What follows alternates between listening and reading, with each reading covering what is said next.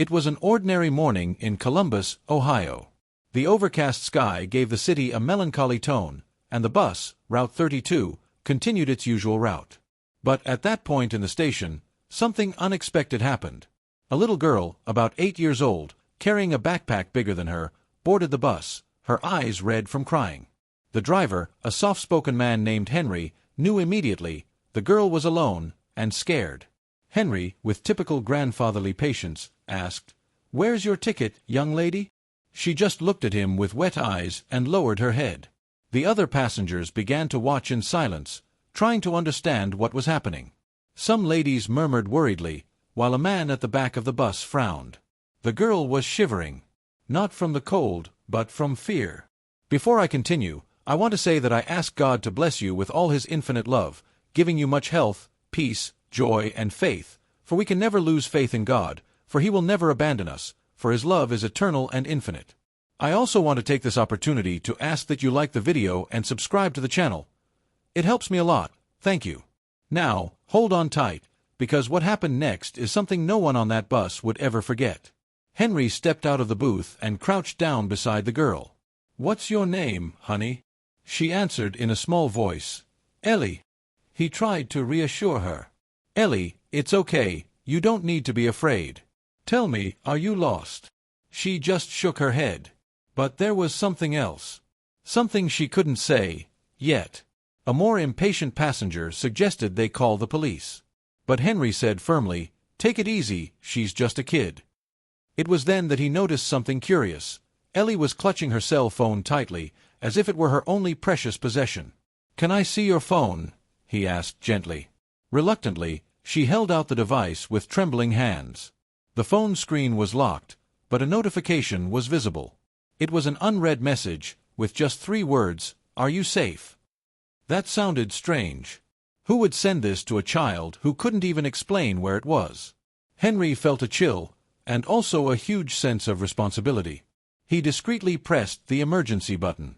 Meanwhile, he sat Ellie down on one of the front benches and tried to get her to drink some water. Ellie looked around, as if expecting someone to enter at any moment. It was as if she were running from something. Or someone. And the question lingered, where were her parents? Henry then realized that his phone had accessibility mode enabled. With a simple trick, he was able to access his emergency contact list. There was only one name saved, "Mommy, please don't call." His heart sank. Who would save their own mother's number with that warning? It was something he'd never seen before. He hesitated for a second, but dialed anyway. The call didn't connect. It went straight to voicemail. The tension on the bus was rising. Some passengers got off, worried about the time, but others stayed. Everyone knew, deep down, that they were witnessing something bigger than a simple line delay. It was one of those moments when the sky seems to hold its breath. While they waited, a woman named Diane, sitting nearby, struck up a conversation with Ellie. She had white hair tied in a bun and a soft voice. "Do you like cartoons, honey?" Ellie shyly replied yes. Diane then began talking about grandchildren, cookies, and bedtime stories. Gradually, Ellie began to open up. Diane noticed a detail no one else had noticed. The girl's backpack had a label for Hope Elementary, a school in the city's eastern suburbs. She mentioned it to Henry, who made a mental note. Maybe that's a start. He cautiously called the public transportation center and asked for help locating the school. Meanwhile, Diane decided to tell a Bible story to calm Ellie. She spoke of Moses, the baby placed in a basket, alone in the river, and how God cared for him even in the midst of danger. Ellie listened quietly, and when Diane finished, she said softly, "I was left in a place too." It was like a silent explosion between the adults. Henry swallowed hard. "Do you remember where you went?" Ellie nodded.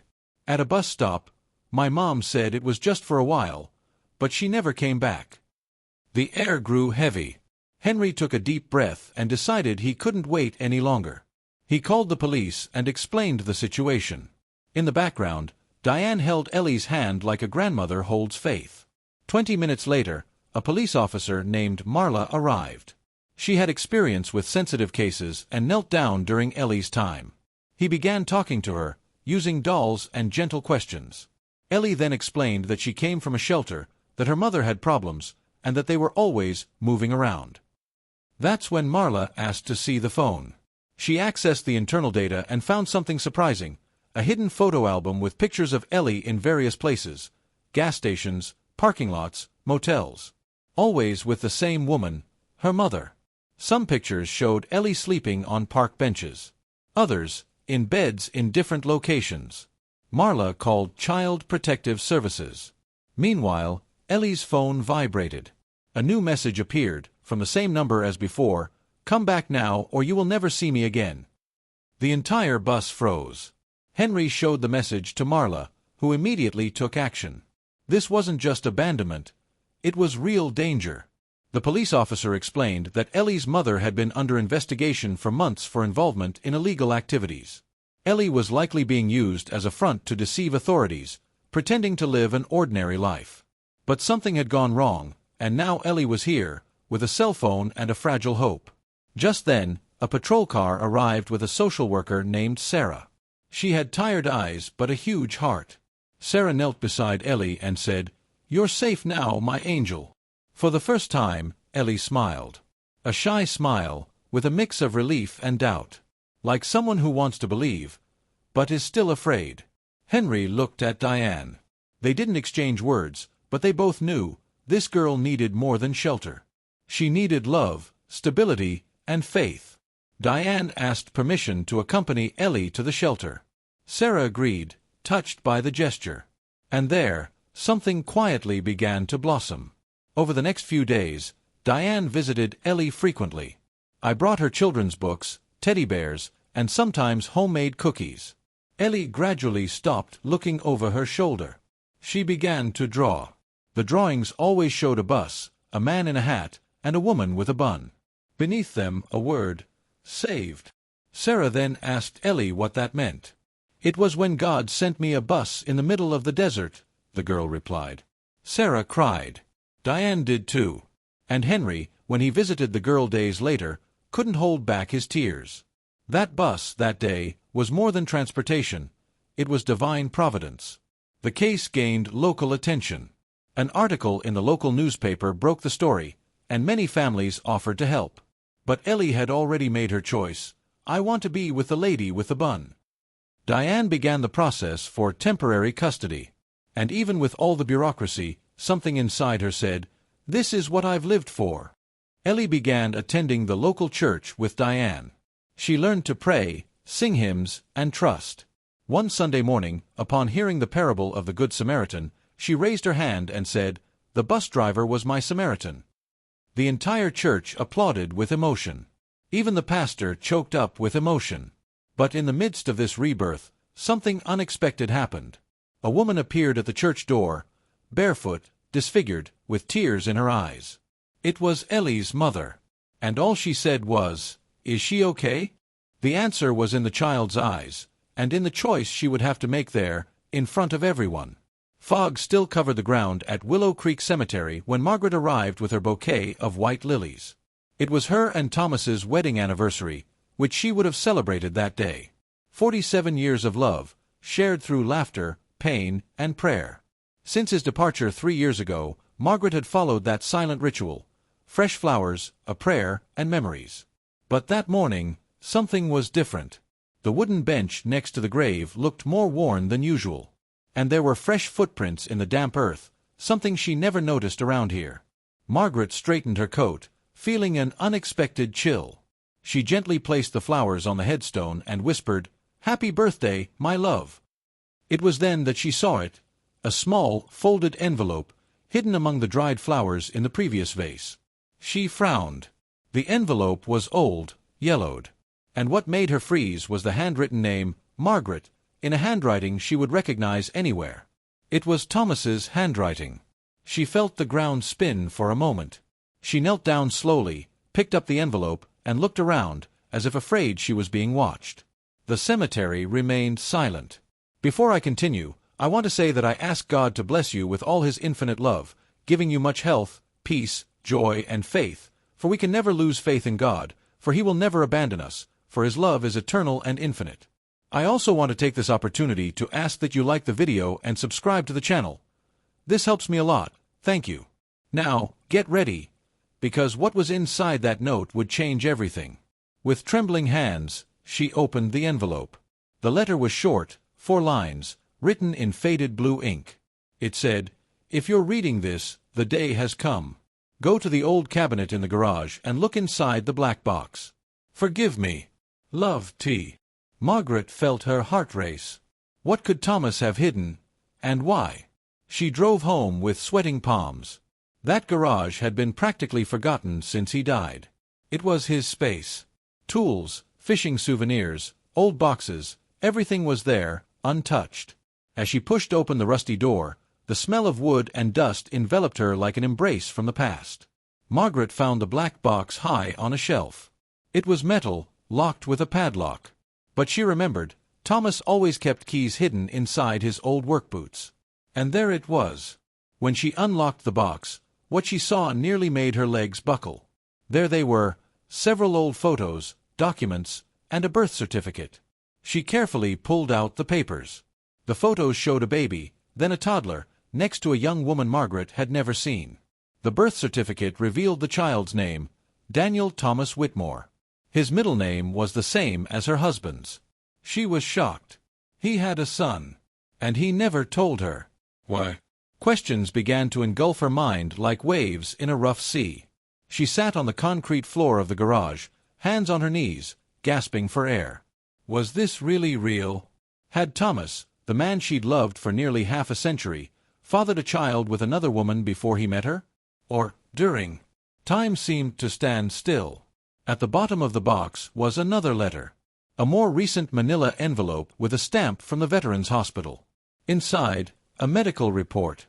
Thomas had been ill for the past few months, that much she knew, but the document revealed something he'd never mentioned, a terminal diagnosis, known for more than a year before his death. Margaret understood now. He knew he didn't have much time. And somehow, he decided she needed to know everything. It was an attempt at redemption. But at the same time, a throbbing pain. He should have told her while she was still alive. She deserved this face-to-face conversation. Not amidst the dust and memories. Even though her heart was breaking, she picked up each item and carefully placed it in a new box. She went upstairs to her room and sat in front of the brown-covered Bible Thomas read from every Sunday. She prayed, "Lord, help me understand what to do with this. Give me wisdom and peace." Tears fell silently. In the following days, Margaret researched her son's name. She discovered that Daniel lived in Little Rock, Arkansas, and was a pastor at a community church. He had a wife, 3 children, and had never met his biological father. Margaret was trembling at the thought of contacting him. But a voice inside her, calm and persistent, said, "Go." She wrote a letter. Simple, respectful, with carefully chosen words. She told him about Thomas, about her recent discovery, and asked if he would be willing to talk. She mailed the letter and waited. The days seemed endless. Until, 2 weeks later, the phone rang. It was him. Daniel's voice was gentle, firm. "I received your letter, Mrs. Whitmore. And I'd very much like to meet you." Margaret felt a lump in her throat. His voice reminded her of Thomas. It was like hearing an echo from the past. They arranged to meet in Nashville, a neutral location halfway between the cities.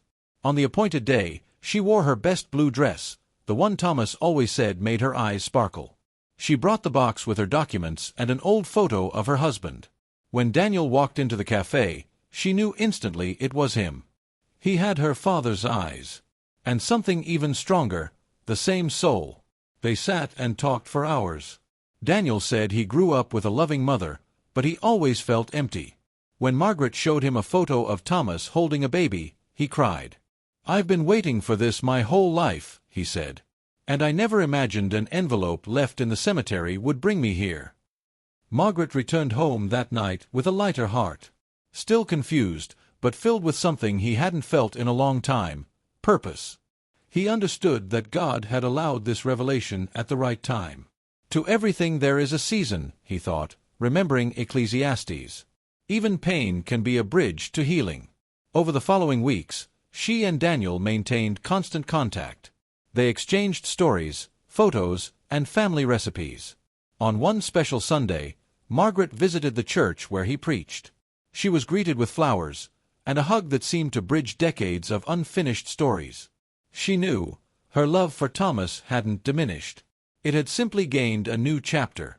But what Margaret didn't expect was that, as she told this story to her neighbor Ruth, another revelation would emerge. Ruth looked at Daniel's photo and her eyes widened. "Margaret, I know that boy." And what she said next would leave Margaret completely stunned, another piece of a puzzle that wasn't yet complete. The coffee shop was located on the corner of Main Street and Fifth Avenue in a sleepy little Tennessee town called Pinebrook. Every morning, promptly at 9, the door would open with the jingle of the bell, and she would enter. Nancy, with her neatly combed white hair, wore the same blue coat and sat at the same table, number 5, by the window. The waiters already knew: black coffee, no sugar, and a slice of apple pie. That's how it had been for 22 years. Some residents said she was part of the place's decor.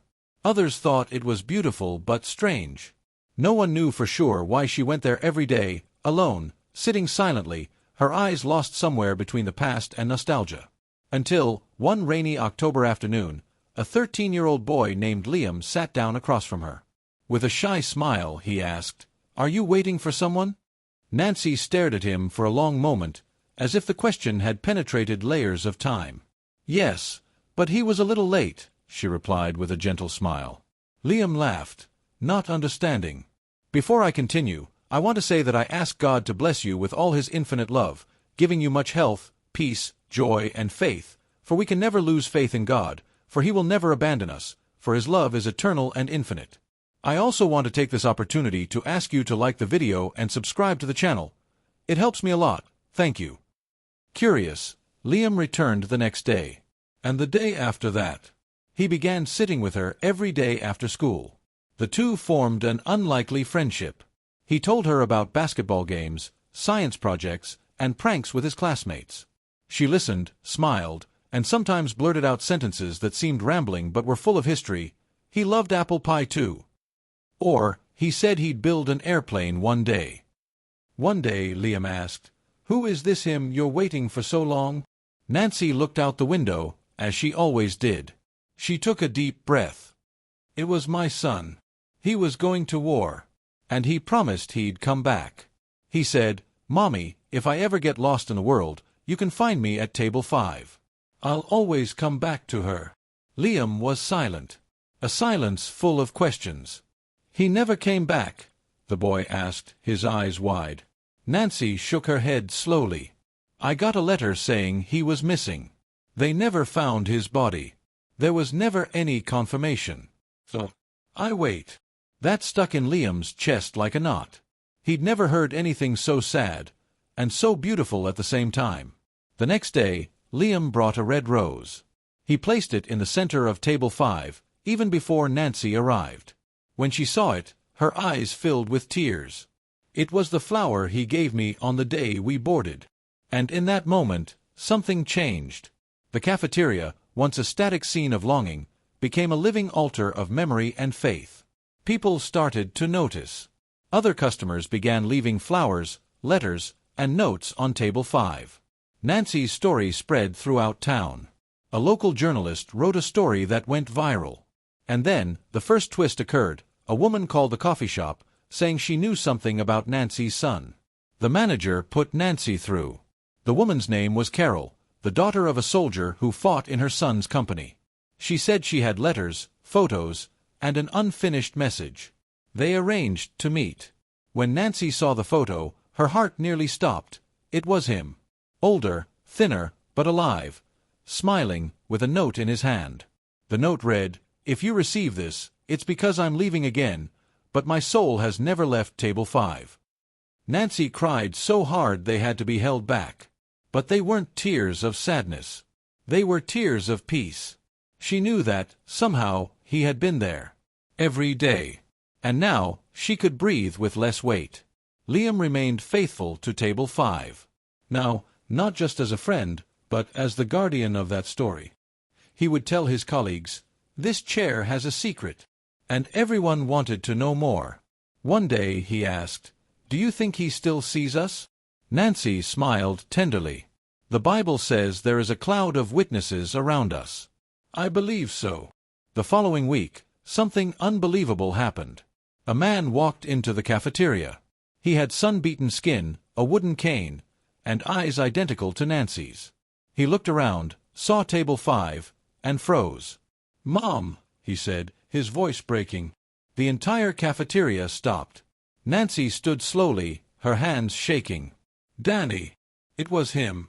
22 years later. Alive. A survivor. He had been a prisoner in a foreign country, rescued by a humanitarian mission, and taken to a hospital without documents. His recovery was slow, and his memory was partial.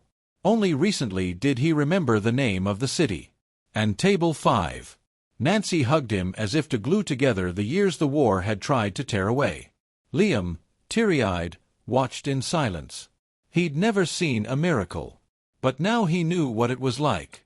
The whole town was moved, and the newspapers called it the reunion of the century. But for Nancy, it was just God's promise fulfilled. She looked up to the sky and whispered, "Thank you, Lord, for you are faithful." And the next week, at table 5, there was something new: 3 chairs. One for Nancy, one for Danny, and one for Liam. And they continued to meet there, now celebrating life and the eternity of love. But one rainy morning, Nancy didn't show up. Liam waited. Minutes, then hours. Until the manager approached with red eyes. "She's gone, sleeping in peace." And there, at that table, the boy understood that love, when it's true, stays at the table, even after departure. It was winter in Cedar Falls, Iowa. The mornings began with frost, and the air smelled of burning wood. Helen, 74, was cleaning out the basement closets. She was determined to donate everything she hadn't used in years. Among the old blankets, dusty picture frames, and missing button-down blouses, she found the coat. It was a brown, thick wool coat with gold buttons and a hint of time. She hesitated. The garment carried memories of another time, a time when music still blared in the house, the smell of cakes baking, and footsteps running down the hallway.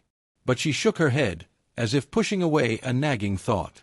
She put the coat in the black bag and continued on.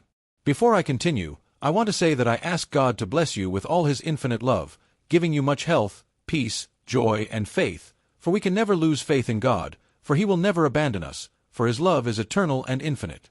I also want to take this opportunity to ask that you like the video and subscribe to the channel. It helps me a lot, thank you." Now, you won't believe where that coat ended up. That same afternoon, she took the donations to the church charity center. The receptionist thanked her with a warm smile, and Helen felt good. As she left, she looked back, as if saying goodbye to a part of her that was still there. The coat. It was the last item in the box. And it felt heavier than all the others combined. The days passed. Helen continued with her routine: grocery shopping on Saturdays, church on Sundays, tea with friends on Wednesdays. But one Tuesday afternoon, while watching the local news, something caught her eye.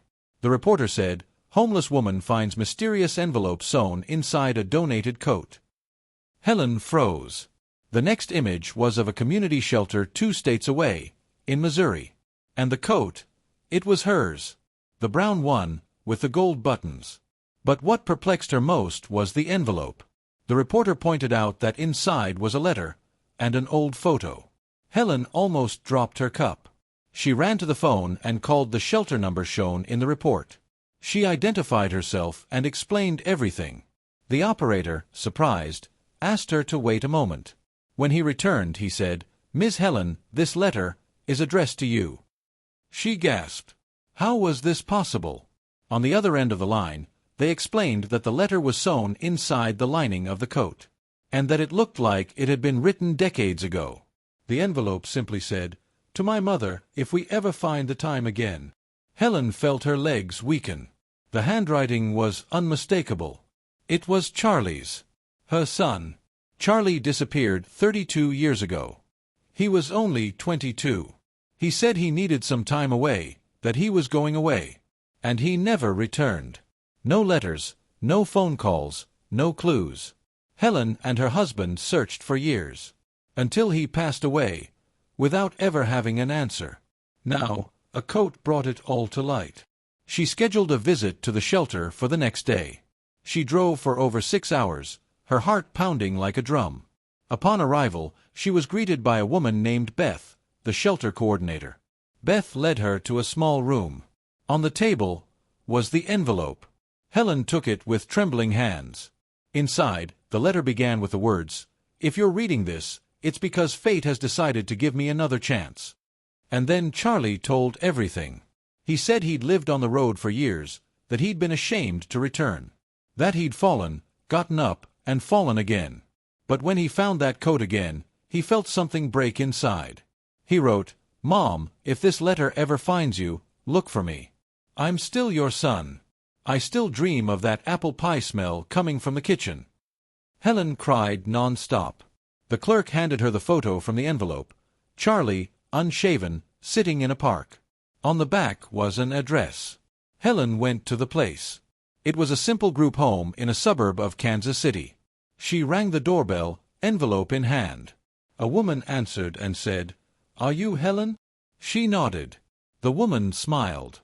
"Charlie spoke highly of you. He was transferred 2 weeks ago to a rehabilitation center in Des Moines." The journey began again, and each mile seemed to bring back the years she had lost. At the rehabilitation center, she entered the reception area with her heart racing. She showed the letter. The receptionist smiled, as if holding back news too good for silence. "Wait here, please." Minutes later, the door opened, and there he was. Older, thinner, with wrinkles on his face, but the same eyes. The same eyes he had when he was 5 years old and asked for one more bedtime story. Charlie stood there, speechless. Then he said, "Mommy." Helen ran to him. The hug lasted forever. No words were needed. That hug stitched together all the wounds. The years of absence. The silent longing.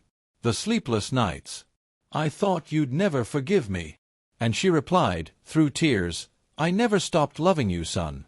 Never." The two spent the afternoon together, talking, laughing, and crying. Charlie recounted the paths he'd traveled, the mistakes he'd made, and the hope of a new beginning. Helen spoke about the garden, the neighbors, and God. "He never let me lose faith, even when all seemed lost."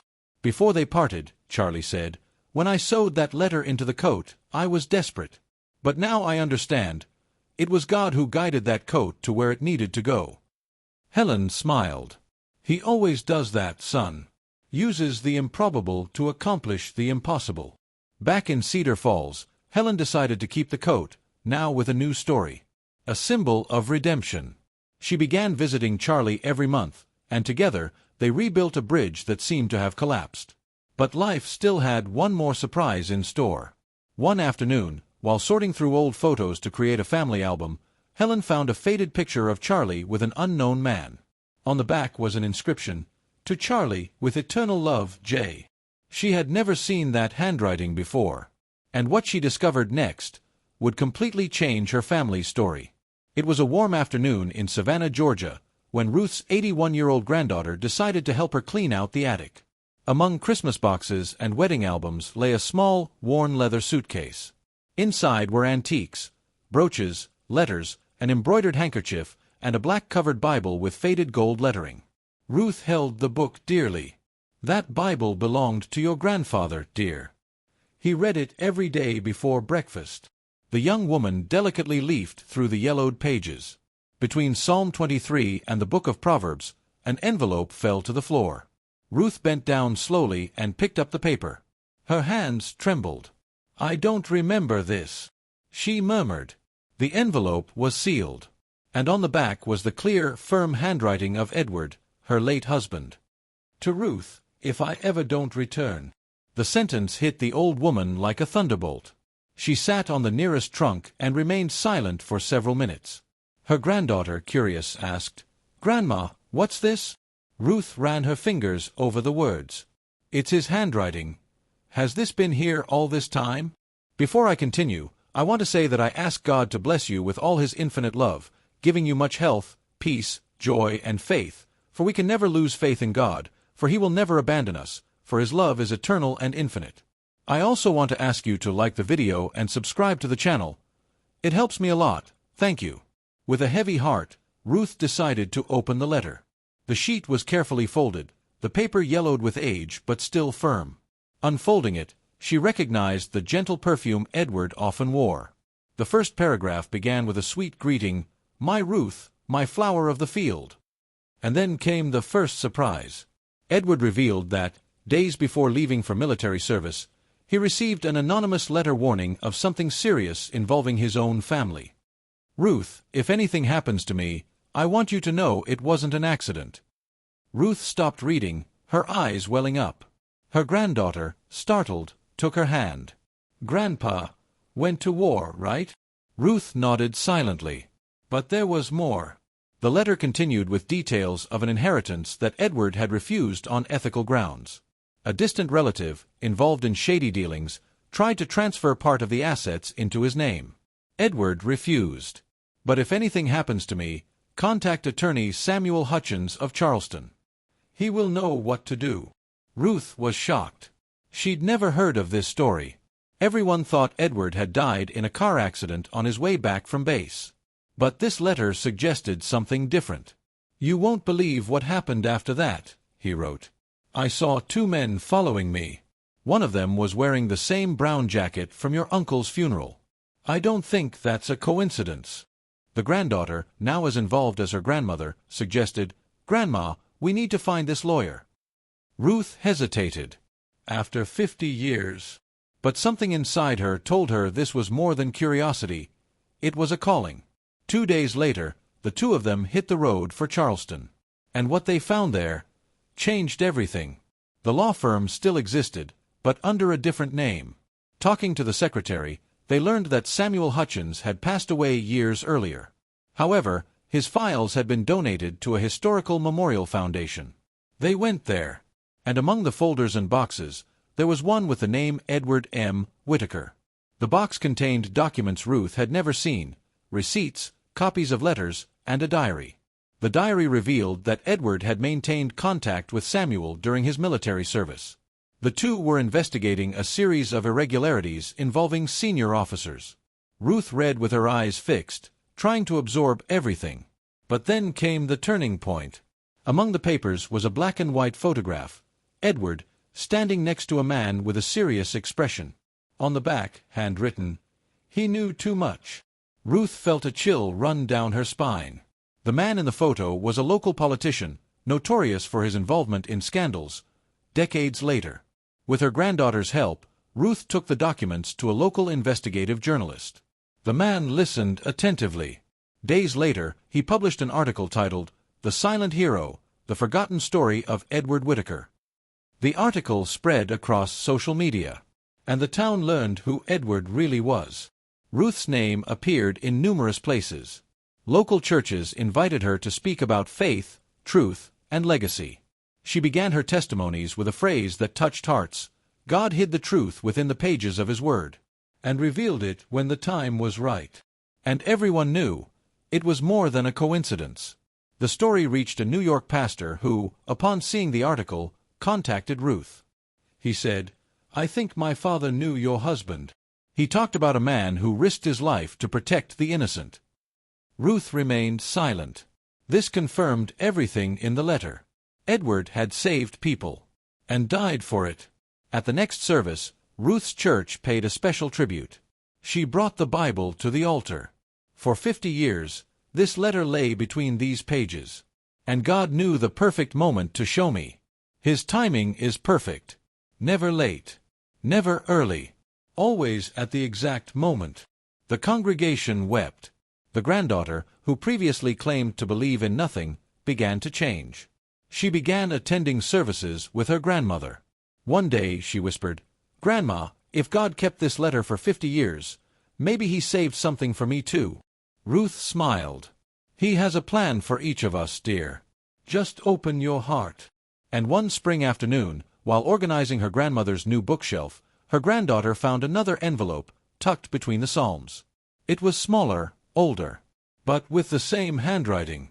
"If you're reading this, then I'm fine. God has taken care of me. Ruth read it silently. And she understood, it wasn't a goodbye. It was a promise. But what Ruth didn't know was that one of the letters in the lawyer's file wasn't from Edward. It was from someone she never imagined was still alive. And by opening that envelope, a new truth would come to light, challenging everything she believed about the past. It was late afternoon in Rochester, Minnesota, when the call came in to dispatch, robbery at Jefferson Avenue Supermarket. Officer John Matthews, a 34-year-old married father of two, responded to the call as if it were just another routine. Upon arrival, the security guard pointed to a white-haired, slight woman holding a bag. She tried to walk away with unpaid groceries. John approached cautiously. The woman was trembling. "Ma'am, may I see your bag?" She handed it over without resistance. Inside were bread, milk, 2 eggs, and an apple. Simple things. "Did you forget to pay?" he asked. She didn't answer. She just looked down and said, "There was no way." That hit John like a punch to the gut. Protocol demanded he take her to the police station. But something about the scene didn't make sense. She didn't look like a criminal. She looked like a grandmother. On the way to the car, he tried to make conversation. "What's your name?" She replied, "Grace." John swallowed hard. It was his mother's name. "Before I continue, I want to say that I ask God to bless you with all His infinite love, giving you much health, peace, joy, and faith, because we can never lose faith in God, because He will never abandon us, for His love is eternal and infinite. I also want to take this opportunity to ask you to like the video and subscribe to the channel. It helps me a lot, thank you." At the police station, he placed her in a chair and offered her water. She refused. She simply said, "This isn't about bread or milk. It's about dignity." John wrote down the sentence without knowing why. Grace said she had been living alone since her husband died. Her pension barely covered her medication. And that day, she had to choose, eat or treat her high blood pressure. John asked for her address. A modest apartment in a forgotten neighborhood. He promised he'd take her back after filling out the paperwork. Grace smiled for the first time. "You remind me of my son. He was a cop too." John paused. "Was?" She nodded. "He died trying to save a child in a fire." Silence. Something inside John snapped. As he drove Grace home, he realized the building didn't have an elevator. They climbed 3 flights of stairs. The apartment was small, dark, and unheated. The refrigerator held only water. On the bookshelf, a Bible opened to Psalm 121. "I lift up my eyes to the hills. From where does my help come?" In the corner of the room, a picture framed a smiling young man in a firefighter's uniform. That was Matthew. "My son." John felt his legs weaken. It was the same face he'd seen at the fire department Memorial Days ago, during a ceremony. "I knew your son," he said. "He saved my wife's cousin." Grace cried for the first time. "So he did something good. That comforts me." John decided he couldn't leave it at that. He returned to the station, spoke to the sergeant, and asked permission to solve the case outside the system. "She's not a criminal. She's a survivor." The sergeant was reluctant, but agreed. "Only if you take responsibility."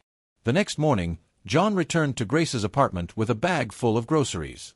She tried to refuse. "I don't like charity." But he said, "It's not charity. It's gratitude." He left a note on the table. "The good your son did is still saving lives." Grace clutched the paper to her chest. That week, John mobilized colleagues from the police force and his community church. They set up a support network for vulnerable seniors. They called the project Grace for All. And it all started with a woman, a loaf of bread, and a silent prayer. But not everyone was happy. A senior officer asked John, "Do you want to save the world, Matthews?" He replied, "I'm just trying to emulate a firefighter named Matthew." Deep down, he knew something had changed in him. And there was no turning back. One night, while reorganizing the case paperwork, he found a handwritten letter in the glove compartment of his car. It was from Grace. "Dear John, if you're reading this, it's because God crossed our paths for a purpose." And the letter continued with a revelation he never expected. Grace said she was sick. Advanced cancer, discovered 6 months earlier. She refused treatment. She preferred to use the money to maintain her apartment, her books, her faith. But now, knowing that Matthew still inspires good, I can leave in peace. John closed his eyes. That woman had changed his life. And he hadn't even had time to say goodbye. The following Sunday, the local church held a memorial service. John told the story to the congregation. Everyone wept. She was arrested for trying to eat, but she freed the hearts of an entire town. And then he said something that would remain with him forever. It wasn't a crime. It was a cry. Grace passed away 2 days later. A large crowd attended her funeral. Police officers, firefighters, neighbors, even supermarket employees. Everyone was touched by the story. At the grave, John placed 2 things, a red apple and a loaf of bread. He whispered, "You fed more than bodies, Grace. You fed souls." But as everyone headed home, an elderly woman approached John. "Are you the officer on the Grace case?" He nodded. She pulled an old photo from her pocket. "She was my sister. We lost touch 40 years ago. I've never been able to find her. Until today." John was shocked. Another hidden story. Another piece of the puzzle. It was a Sunday like any other at Grace Hill Church in Charleston. The choir members wore flowered dresses, and children ran through the pews before the service began. Mrs. Evelyn, 78, was there as always, sitting in the 3rd row from the right, Bible in her lap, embroidered handkerchief in her hands. She'd been doing this for over 40 years. Always steadfast, always with unwavering faith. Pastor Samuel stepped to the pulpit with his usual calm, greeting the congregation with a welcoming smile. But something was different that day. A slight tension in the air. He took a deep breath, opened a white envelope, and said, "Before we begin, I need to read something important. A letter sent to this church, written many years ago." The murmurs died down. This letter was found during the renovation of the old wing of the church. It was pinned behind a wall, next to a worn Bible. The silence was absolute. Evelyn frowned. It was written by someone seeking forgiveness, healing, and reunion. The pastor then looked directly at the congregation and read the name, "To Evelyn M. Whitaker." And everything stopped. Evelyn dropped the handkerchief. Her body froze. Her eyes widened. The name echoed like a trumpet in the middle of the sanctuary. Before I continue, I want to say that I ask God to bless you with all His infinite love, giving you much health, peace, joy, and faith, for we can never lose faith in God, for He will never abandon us, for His love is eternal and infinite. I also want to take this opportunity to ask you to like the video and subscribe to the channel. It helps me a lot, thank you. Evelyn tried to get up, but her legs wouldn't budge. She fell to her knees, her hands covering her face. She wept like a child, while everyone watched, confused. Pastor Samuel stopped reading. He stepped down from the pulpit, knelt beside her, and held her hand. "Are you okay?" Evelyn just murmured, "My God, it's him, it's him." She explained through tears, "That name, that letter, is my son's." And everyone was shocked. No one knew Evelyn had a son. She had always been discreet, reserved. "I was very young. I was forced to give him away. But I thought about him every day of my life." The entire church held its breath. The letter was real. And the story was only beginning. The pastor returned to the pulpit and continued reading, his voice breaking. The letter read, "Mom, I don't know if you'll ever find this. But if you do, I want you to know that I forgive you. I've always loved you. And I've asked God every day to show me your face, even if only for a second." Tears streamed down the faces of the congregation. The letter continued, "My name is Lucas. I was raised by a loving family, but I always knew something was missing. A piece of me that only you could complete. If you ever read this, know that I'm still waiting." Evelyn burst into tears. The service erupted into an uproar. And then came the first twist. A man at the back of the church stood up, his eyes welling up. My name is Lucas. And I always felt I should come here today." A shiver ran through the temple. Evelyn looked back slowly. Her eyes met his. And even though she had never seen him, she knew. It was him. It was her son. They ran toward each other, stumbling between the pews. And they embraced there, on the church floor, amid applause and tears. "My boy, you came back to me." Lucas sobbed. "I didn't know if you wanted me." Evelyn replied, "I've waited for you my whole life. And God brought you back to me. In His time. In His way."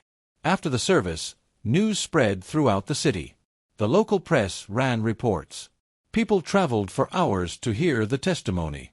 Evelyn began telling her story at prayer meetings. "I was a mother without a shoulder, a woman without a voice, a soul without hope, until heaven cried out my name one Sunday."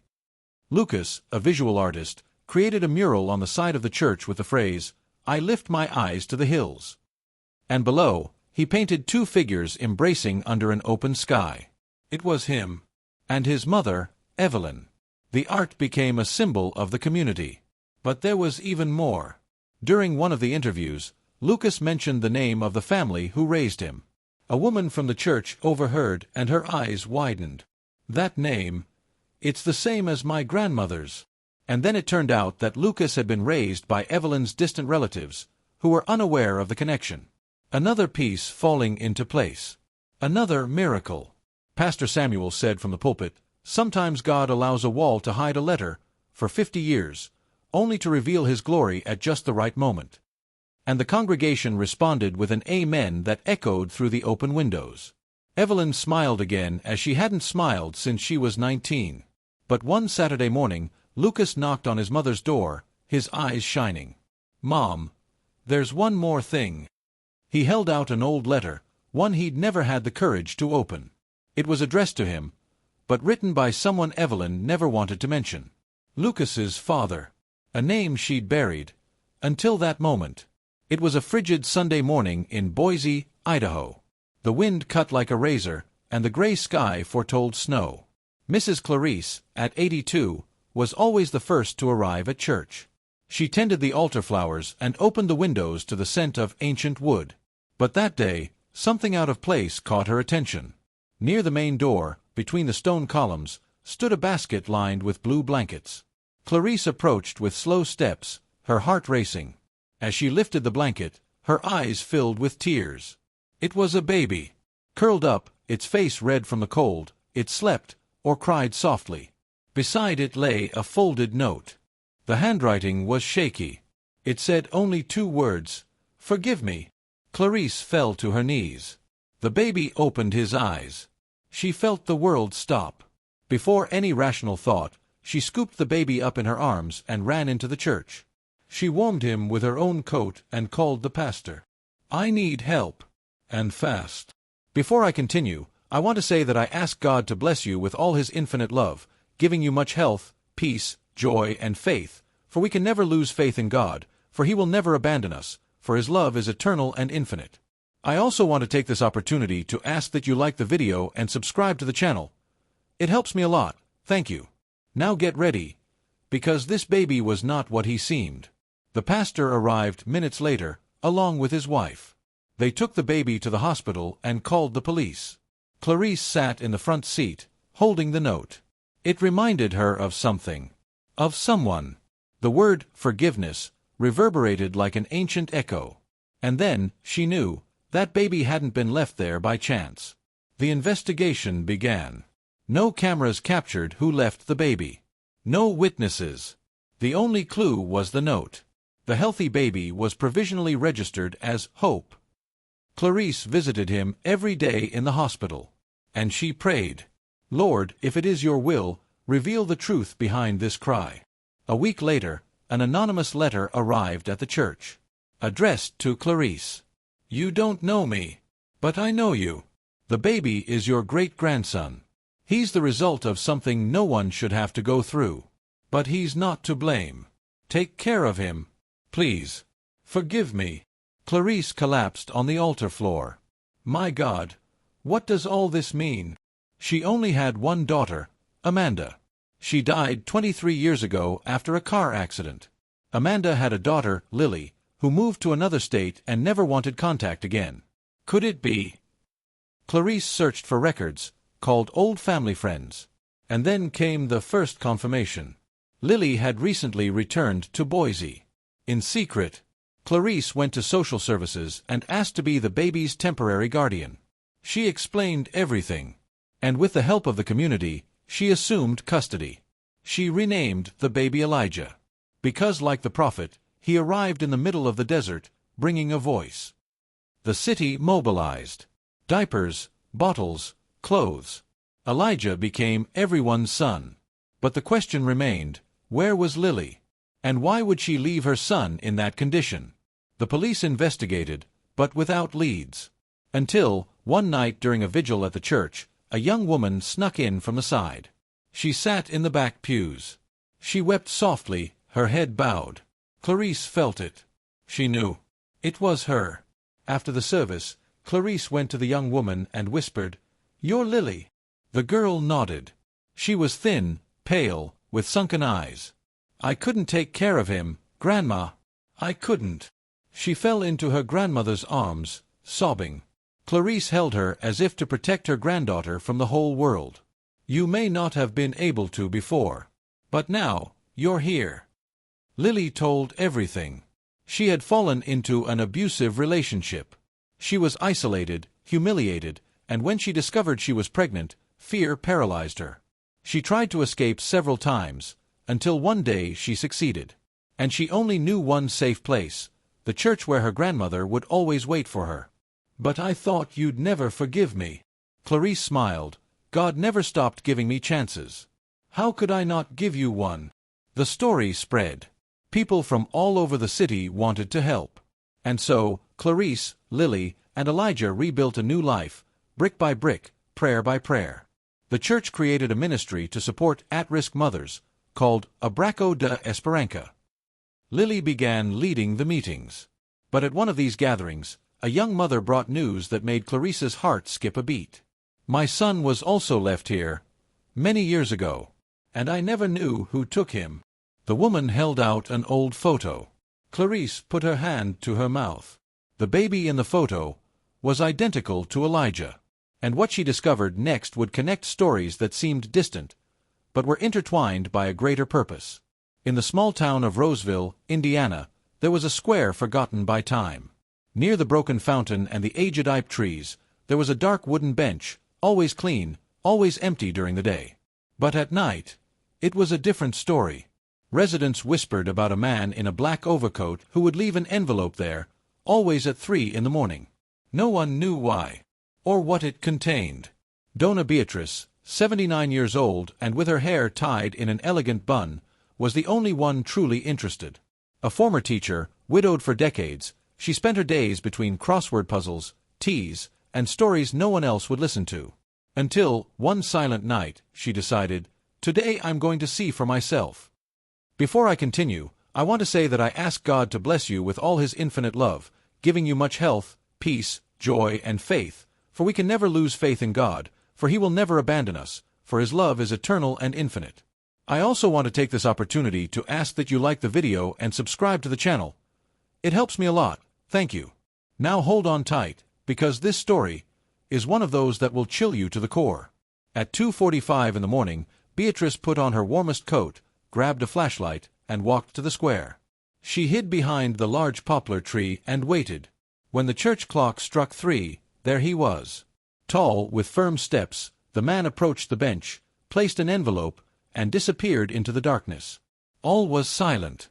Beatrice ran to the bench as soon as he was out of sight. She grabbed the envelope. There was no return address, no recipient. Just one word on the front, "Forgiveness." With trembling hands, she opened it. Inside was a handwritten letter. And what she read there changed everything. "If you find this, it's because God wanted you to know. I didn't make that mistake.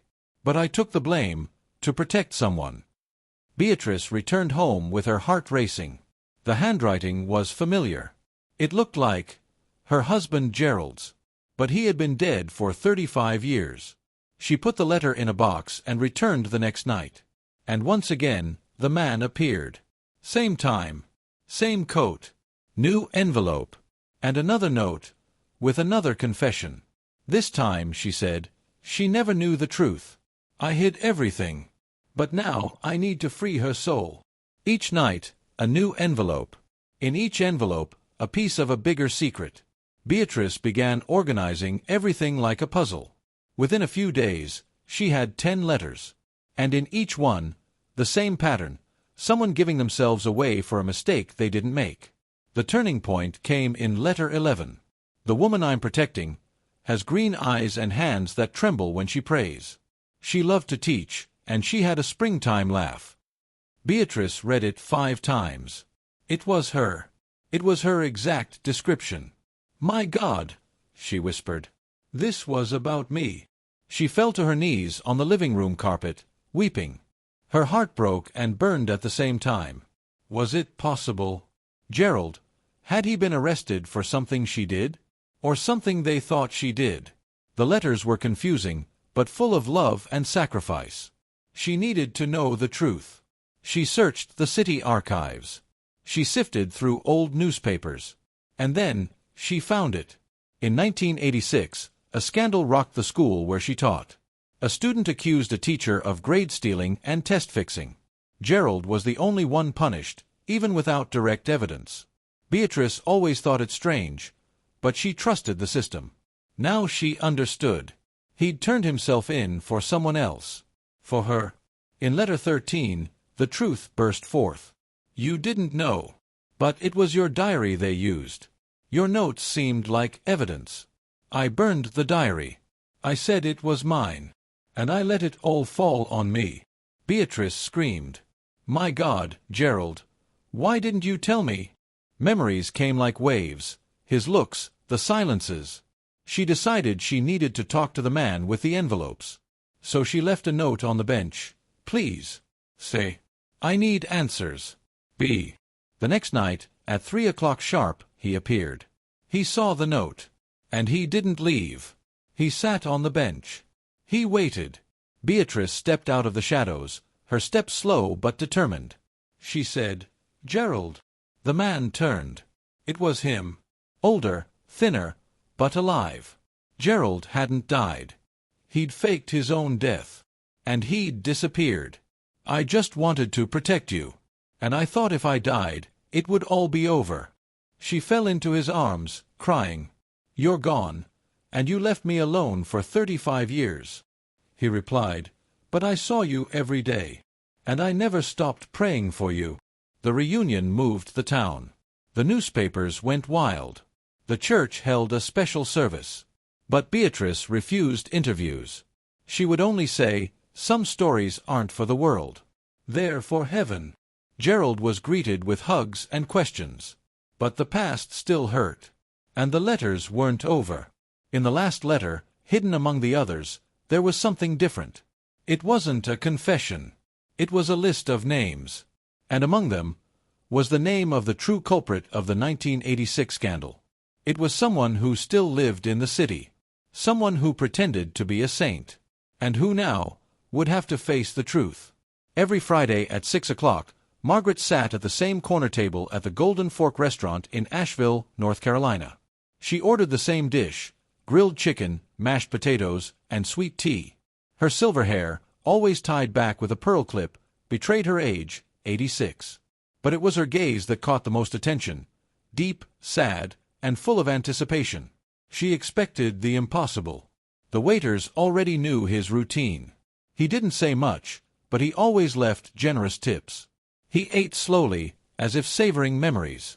Then he'd remain silent for a few more minutes, staring at the front door, as if waiting for someone who never arrived. Until one cold December night, something changed.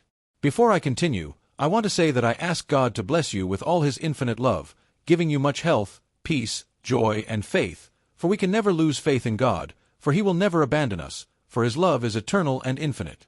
I also take this opportunity to ask that you like the video and subscribe to the channel. It helps me a lot. Thank you. Now, get ready, because what Margaret found in that note has no human explanation. That night, Margaret finished her meal and called for the waiter. But before she could remove her purse, he approached, smiling. "You don't have to pay today, Mrs. Margaret." She frowned. "What do you mean?" The waiter handed her the folded bill with a small card on top. It was paid by someone, and they left this.